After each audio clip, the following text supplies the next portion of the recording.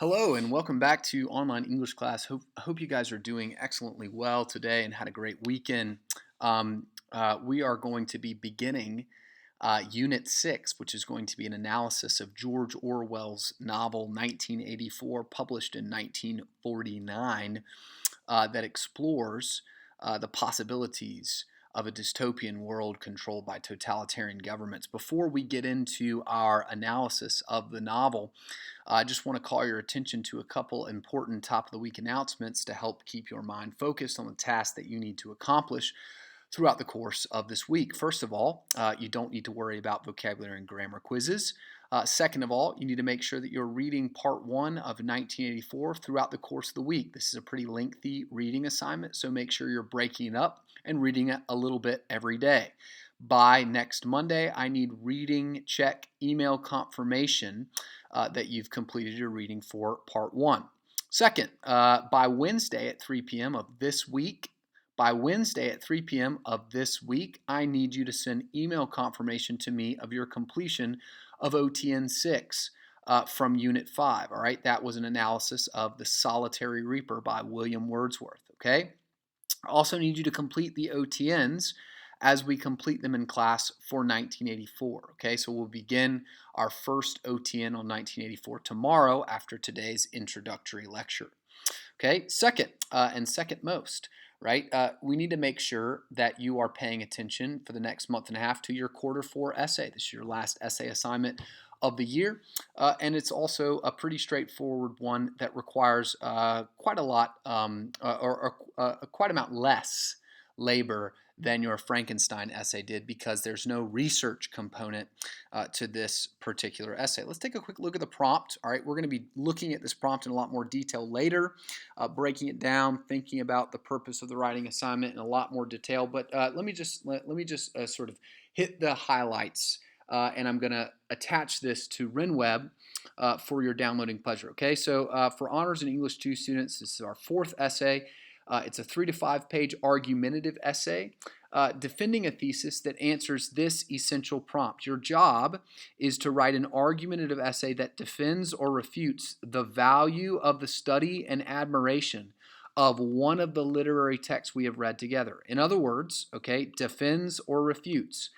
So if you had a text that you thought was particularly valuable for study, I did not say particularly entertaining necessarily, or that was just into something that you were into.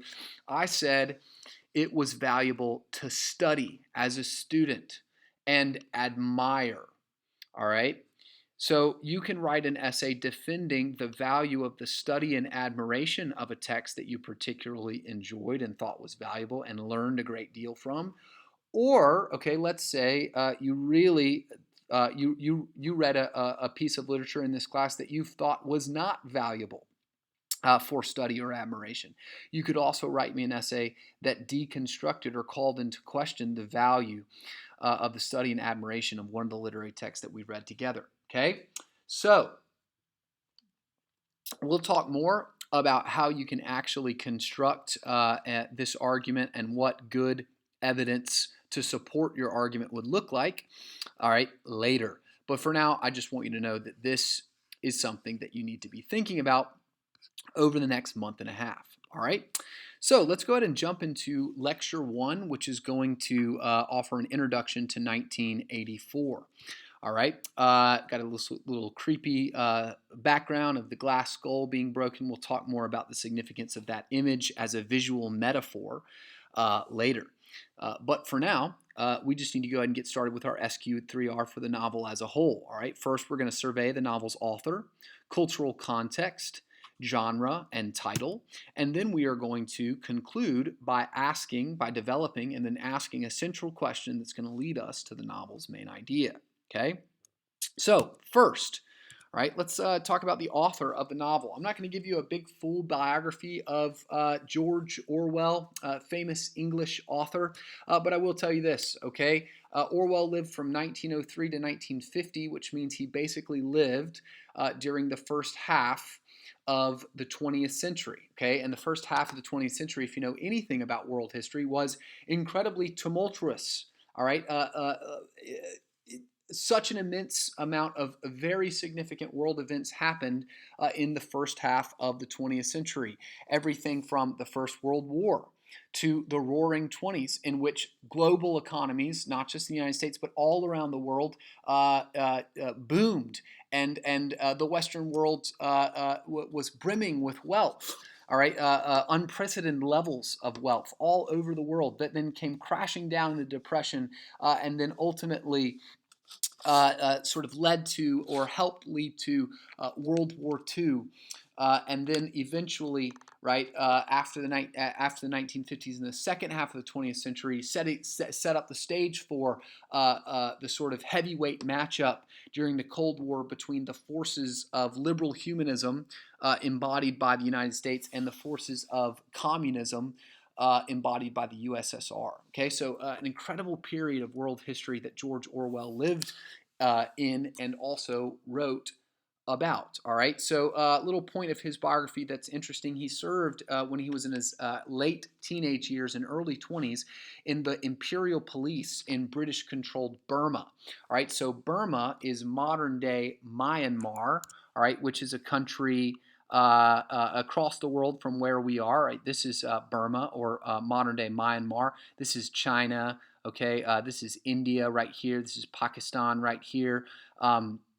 Indonesia, Japan. All right, so we're in Southeast Asia here, and Britain, a European country across the globe, up here. Okay, you can even see it from here. Had imperial control of this area. They used Burma as a means by which to increase their influence throughout the course of the world, and to make sure that they had control of trade routes all over the world during the 19th and 20th centuries. Okay, so George Orwell helped, right, in that process by serving in the Imperial Police in his late teenage years and early 20s, and he left that time period having been witness to the injustice of British colonial control of Burma, and he left with a deep hatred of imperialism and tyranny of any kind. And he spent the rest of his life fighting against totalitarianism, which was on the rise all over the world, of any kind, supporting, all right, the rights, the basic human rights of individuals against the rising tide of totalitarian forms of government. All right, that denied those rights for the greater good is oftentimes what fascist or communist regimes would argue.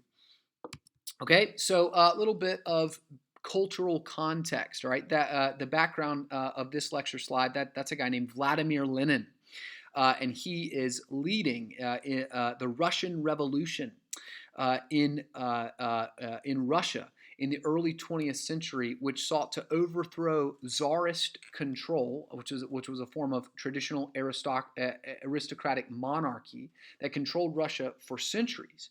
Lenin, using the ideas of a guy named Karl Marx, attempted to lead Russia into a communist utopia where the working class, where the people would all be equal. There would be no aristocracy, no hierarchies, okay, no monarchies, total equality, total egalitarian social structure. But unfortunately, right, that kind of thing is oftentimes a little bit of a pipe dream in the real world, and it turned into, okay, a totalitarian regime run by Lenin's successor, a dude named Joseph Stalin, who ended up killing millions of Russians, all right, consolidating power in a hierarchy in which the Communist Party controlled everything in the USSR, and there was anything but egalitarian equality, all right? So, in other words, right, this novel, 1984, was published in 1949. 1949, by 1949, the Western world, the world at large, had seen, okay, the devastating effects, was still in the midst of the devastating effects of watching what happens when totalitarian regimes like Nazi Germany, okay, like Stalinist Russia, like Imperial Japan, take control of all of the individuals' lives in their society and in their community, and in the name of the greater good, all right, exert complete authoritarian control, diminishing their rights to protect their own power. All right, so a broad survey of world history suggests, all right, I want you to think about this, that most humans are motivated by a desire to unify their communities with commitments to moral ideals that justify and orient their political lives. Okay, I want you to think about that sentence. Most of world's history, most major civilizations, most societies, most communities, all right, desire to sort of unify their people group, unify their society with commitments to moral ideals, all right? Something that makes that society understand or believe that they are good, that they're the good guys, all right? It justifies, it orients their lives. And adherence to those moral ideals usually compel pious citizens to spread those ideals. What I mean by pious are the ones who are patriotic or really believe in those ideals. What typically happens is they attempt to spread those ideals to other people groups under the assumption that it is for their greater good, for the greater good. Okay? Let's call this, for the sake of this lecture, the evangelical impulse. All right, so that word evangelical is closely related to what we as Christians believe to be our duty as Christians, is to share the gospel of the good news of Christ. All right, so human beings as a whole are very evangelical creatures. Right? Human beings as a whole want to share the things that they believe to be good with the individuals around them. It's why when you hear a great song, the first thing you want to do is go and tell your friend about it. You want to listen to it with them, right? When you see a great movie the next day at school, what do? You share the good news, right? You want to talk about how great that movie was. And when someone says, no, that movie was garbage, you argue with them, all right? Does that make sense? Human beings are evangelical creatures, and that the same is true in our political lives, right? So throughout the ancient and medieval periods of Western history, so think ancient world, right? So like ancient Greeks, ancient Romans, all right, and the medieval period, so think like Roman Catholic hegemony in Western Europe. These moral ideals were typically solemnized and legitimized through religious traditions. Okay, so there was a connection between the politics and the religion of most Western European people groups in the ancient medieval periods. Now, in the modern world, that connection began to disintegrate. But, all right, just because religion or orthodox religion began to be replaced by secular political beliefs, it didn't mean that human beings were any less evangelical about them. All right. Basically, right, during the Enlightenment and the Industrial Revolution, Western culture became increasingly secular. But we did not become any less evangelical. All right. Largely what happened in Western history after the Industrial Revolution and the Enlightenment is we began to orient our beliefs into political ideals. All right. So, how did that play out? Well, this evangelical impulse, when combined with modernity's increasingly secular, scientific, and political forms of reasoning, translated into volatile political relationships between three different political ideologies. On the far right, totalitarian fascist, think Hitler.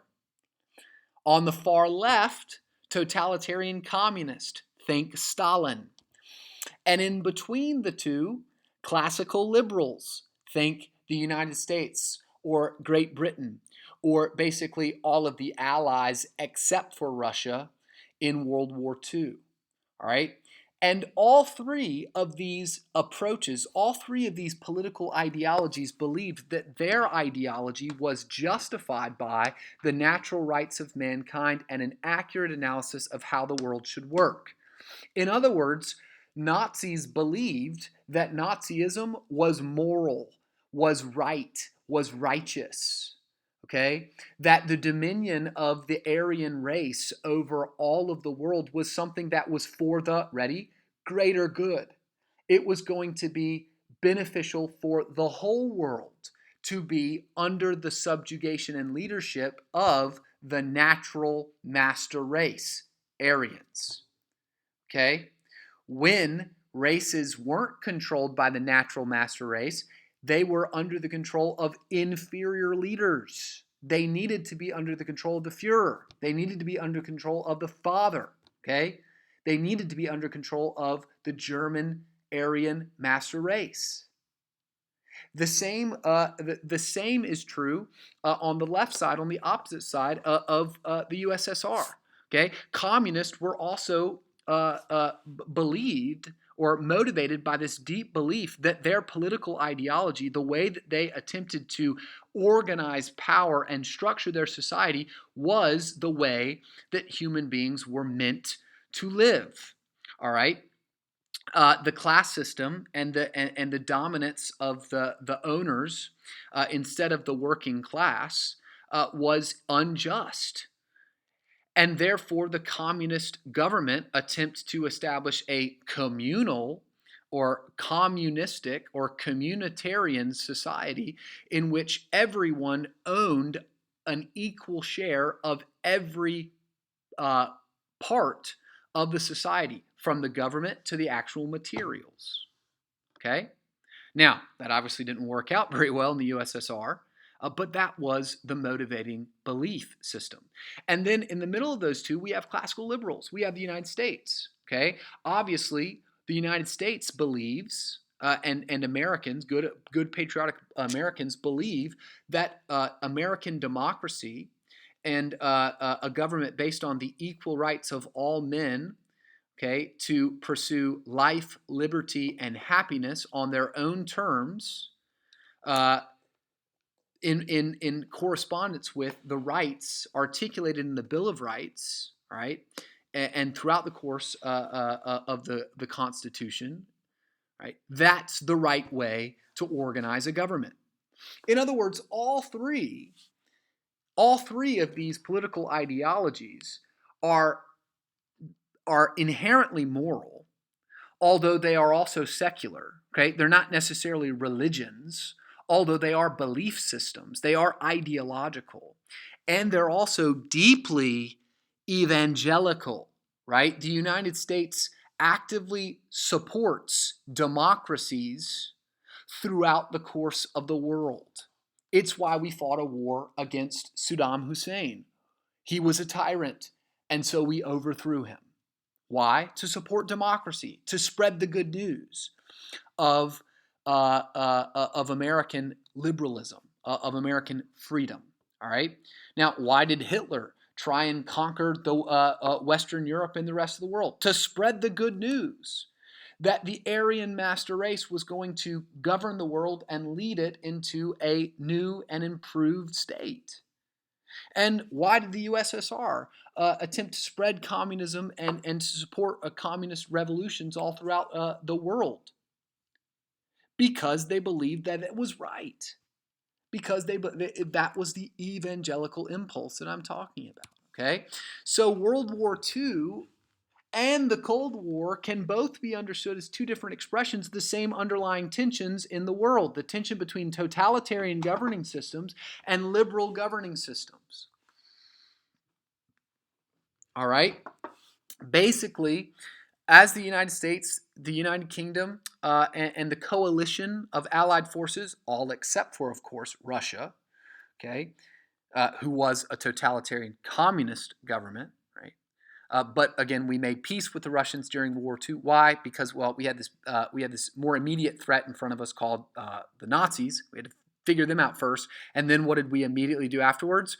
We had to turn our attention throughout the course of the Cold War to the expansion of the USSR. Okay? But basically, both of those world conflicts can be understood as expressions of the same underlying tension between totalitarianism and liberal governing systems. What I mean by liberal, I do not mean liberal like, Rush Limbaugh means liberal. I mean liberal as in free, liberal, coming from that root word libertine or liberty. Okay, so liberal governments protect the rights of human beings to be free. Totalitarian governments do not do that. They would rather say you sacrifice your rights to be quote unquote free to protect the benefit of the larger political group or community that you are a part of. Okay. All right.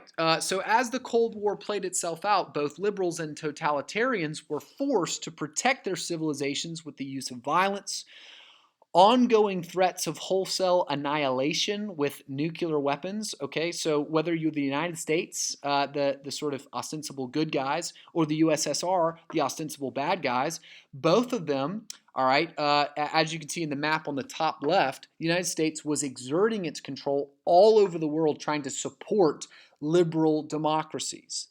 Just as the USSR was involved all over the world trying to support, right, radical communist revolution. And basically, the world was sort of split between these two superpowers, all right, the USSR and the United States. Okay. And both of them, whether the good guys or the bad guys, right, had to protect their ways of life with violence, had to protect their ways of life with threats of total annihilation of the other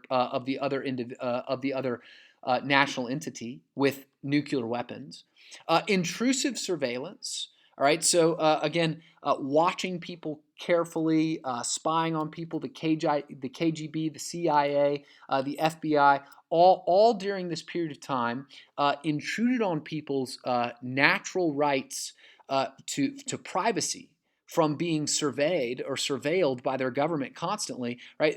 There was a lot of sacrifices that were made about that in order to protect the greater good or the larger stability of the system, whatever side you were on, and also control of information. So this novel, 1984, at its core, meditates on the danger of giving ultimate power and unmitigated faith to any human government. Any human government. Okay. That's what this novel is ultimately a meditation on. So, cultural context established, let's quickly talk about the genre. All right, this is a long narrative piece of literary fiction. It's called a novel. A novel just basically has a coherent plot structure, and it centers around some kind of protagonist normally. The protagonist of this novel is a guy named Winston Smith. All right, this is also political fiction. Okay, so another example of political fiction that you definitely have read is Jonathan Swift's Gulliver's Travels. Part one is a political satire. It meditates on the relationships between governors and the governed, between the common man and those who exert power over the common man. This book is going to develop some very similar kinds of ideas about some similar kinds of subjects. Okay. This is also a genre called dystopian fiction. All right, this is the inverse of utopian fiction. Everyone know what the word utopia means? It means like the best of all worlds, the best possible world, a perfect world. Dystopia just means the opposite. It means the worst possible world. Okay, this book is meant to illustrate the nature of the worst possible world, the most dehumanizing possible world. All right, that's really interesting. The title, 1984. The novel's published in 1949. That's weird because 1984 is in the past for us, but it was in the future for Orwell. And so, what's implied or suggested by the futuristic title is that the novel is at its core meant to meditate on the future possibility of a modern dystopia controlled by a totalitarian government that uses modern technology, that uses modern surveillance capabilities, which have only grown in the 20th century and in the 21st century, all right, in order to control and exploit its citizens. All right, finally, all right, last thing, last point of the day.